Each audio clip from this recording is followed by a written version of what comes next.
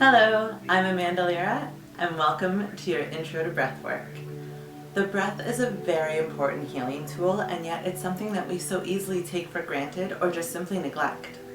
Our breathing is responsible for everything from memory to cognitive function, digestion, sleep patterns, mood, emotions, our reaction patterns, and even our mobility. We've all experienced times where we either feel stressed, anxious, nervous, or overwhelmed. And during those times, we may start to notice pain in the jaw, pain in the chest, headaches, we may feel sleepy, a little withdrawn, we may feel out of breath, or just simply exhausted. Oftentimes, society has taught us to stifle our emotions, and in stifling our emotions, our bodies tense up. Have you ever tried to hold back a tear? Your initial reaction is to look up, tighten the body, maybe hold your breath. And in doing so, we trigger stress hormones in the body.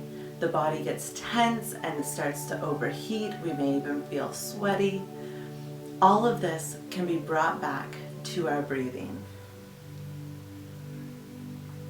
Our simple 3-part breathing exercise, which I'm going to walk you through today, is going to teach us how to take in full, complete breaths, exhaling fully to release all of the toxins and relieve the body of the stress, anxiety, and tension brought on by these emotions. As we work through the process, you'll notice a cooling sensation rest over the body and a sense of relaxation and calm. It is during these moments of relaxation and calm that we gain clarity in the mind, and we're able to actually identify what it is that's bothering us and how we want to move forward in order to stay true to ourselves and react in a way that holds true for us. So, let's get started. Let's begin our practice today by first discussing the natural rhythm of the breath. As we inhale, our body's natural instinct is to expand in order to allow all the new cleansing air into the body, and as we exhale, it contracts to release toxins and carbon dioxide. As we inhale, the diaphragm is meant to lower in order to create space in the lungs to take in all of the new air, and as we exhale, the diaphragm is meant to raise up in order to expel the old air. Reverse breathing, on the other hand, is something that is very common in almost all adults. Society has told us that, in order to be camera ready, we need to be shoulders back, belly tight and thin, standing nice and tall, and as we do this, we tend to suck everything in and hold it in nice and tight. Well, if this is how you are walking through your day, when you inhale, you're not leaving a lot of space in the tummy in order to take in the breath. And then once you're out of sight and you can actually relax and be yourself, you let all that air out and you release everything. The belly drops, the body expands. This is actually referred to as paradoxical or reverse breathing. It reverses the flow of the diaphragm, which can lead to a number of health ailments and simple little pains or tension areas that you may not even realize are linked to your breathing. Now, if you identify yourself as a reverse breather, don't worry. Throughout these practices, we are going to be able to correct it. And the beautiful thing is that your body is already doing it for you. Our bodies are a natural healing tool. So once we go to sleep and our brain finally shuts off, the body knows that it can take control again without the brain trying to tell it what to do. So as we fall asleep, the body naturally corrects its breathing rhythm. So if you're a reverse breather all day long, it doesn't matter. As soon as you fall asleep, the body takes over, and you'll notice if you rest your hands on the body right before you're about to fall asleep, it reverses its cycle. It'll inhale and expand, exhale and contract. Your chest will rise, your abdomen will rise on each inhale, and they will both fall on the exhale. It's beautiful how magical our bodies really are. The first exercise I'm going to run you through today is called three-part or diaphragm breathing. We'll start by resting our hands on our hips, fingers pointing in towards our abdomen. We'll take a deep breath in and try to push the fingers away as we expand the abdomen on the inhale, filling the low body with air. And as we exhale, we contract the abdomen, getting it as tight as possible in order to squeeze out all of that air. Our next step, we'll move up just below the breastbone, taking our fingertips in along the rib cage. And as we inhale, we're going to think about expanding that midsection of the body, filling the chest and the rib cage with air. And as we exhale, we contract to really squeeze out that air. Moving up to the third part, resting our thumbs under our armpits and our fingers come across our chest, our middle fingers meet in the center. As we inhale, the chest lifts and opens, expands outwards, our fingertips pull away a little bit, and as we exhale, we squeeze that all back in to release all of that air.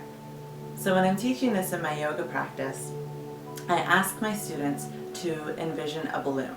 As you blow up a balloon, the base of the balloon fills up first and then it rounds out as it fills up to the top. This is a perfect metaphor for our three-part breathing. As we inhale, we want to fill the low abdomen first and work our way up the body to the chest, filling the body and expanding it full of clean, fresh air. And as we exhale, we want to think about squeezing that balloon tight to release all of that air.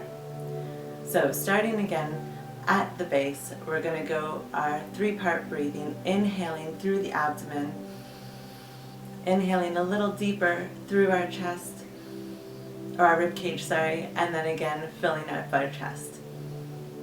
And as we exhale, we're going to take this in reverse order. Exhaling first to release the air in the chest, then the rib cage, and the low abdomen.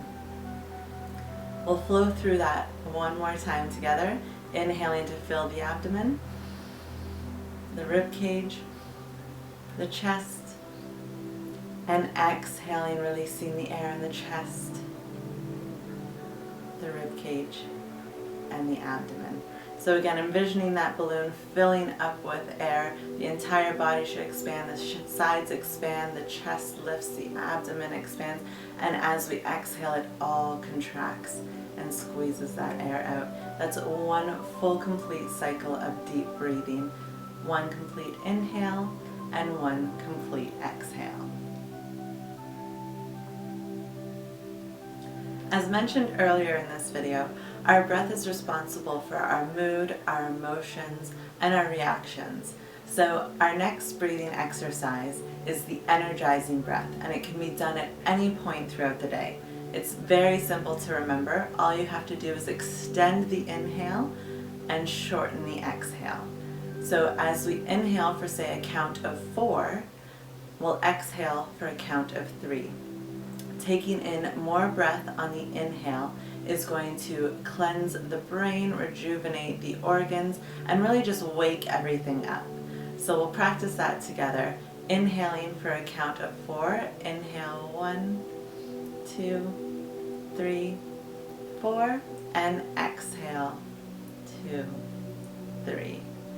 Pausing at the base of the breath, and then again inhaling, expanding the body, filling the body with air, and as you exhale, contracting and releasing for 2, 3. One more time, inhaling for a count of 4. 1, 2, 3, 4, and exhaling 1, 2, 3. Now, as you work through this practice, you can extend the inhale for a count of 6 and keep the exhale at a count of 3, or you can move it up to a count of 8 to 4. Take it at your own pace, whatever feels natural and whatever really wakes you up and gets you energized for your day.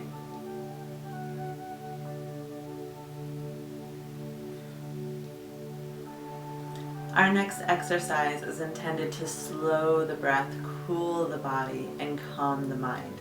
It's the complete reverse of what we just did earlier. So this time we're going to shorten our inhales and extend our exhales. We'll breathe in for a count of 3, 1, 2, 3, and exhale for a count of 4 to 6. Inhaling, 2, 3, and exhale, 2, 3, 4, 5. Excellent. Now, as we work through this exercise, you may notice that your shoulders start to droop. You may get a little bit tired. You may even notice a yawn come on. Let it out.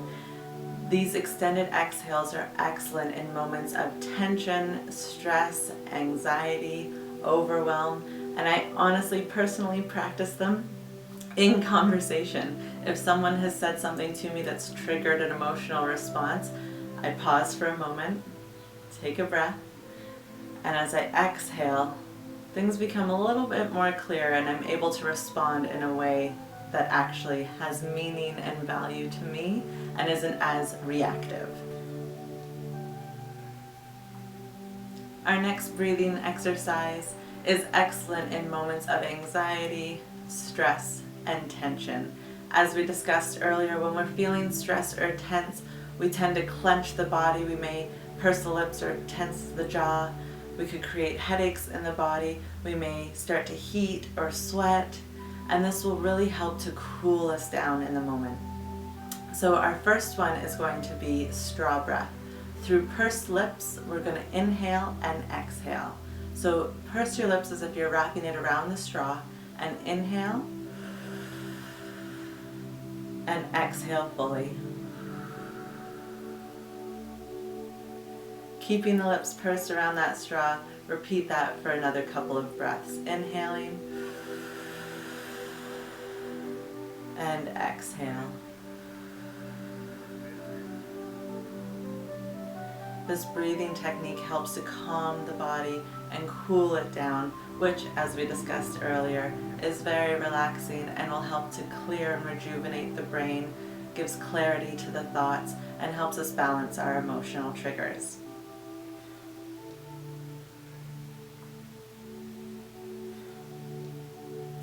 Our next exercise is Sitali breath, or curled tongue. We're going to inhale through our curled tongue, so stick it out as if you're wrapping it around a straw like this. And inhale and exhale. As you repeat this cycle of breathing, you'll notice an instant cooling sensation on the tip of the tongue. As you continue with it, this cooling sensation will stretch through the back of the tongue and down the throat and give an instant cooling sensation throughout the entire body. After just a few breaths of this, you may notice a chill in the shoulders or the arms. You may start to get goosebumps. It's an instant calming, cooling tool, and it's lovely for stress, anxiety. It's great at the end of a workout, anytime you need to cool and calm the body down.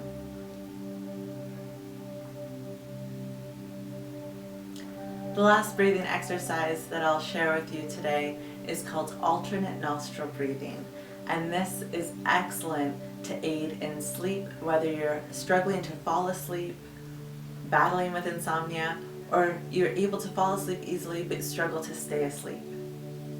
It's a very simple yet effective technique. You're going to start by placing the thumb of one hand on one nostril and sealing the nostril with your thumb. We're going to inhale through our open nostril, then seal that open nostril with our ring finger, opening up the opposite nostril and exhaling. So for me, I have my thumb on my right nostril and my ring finger on my left nostril. So we'll flow through that cycle again, pressing the thumb onto the right nostril, inhaling through the left, pausing at the top of the breath, sealing that left nostril, opening the right, and exhaling through the right. Then remaining on this side, inhaling through the right, sealing that up, and exhaling through the left. One more cycle, inhaling Through the left side, pausing at the top, opening up the right and exhaling. And bringing it back to the other side. Inhaling right. And exhaling left.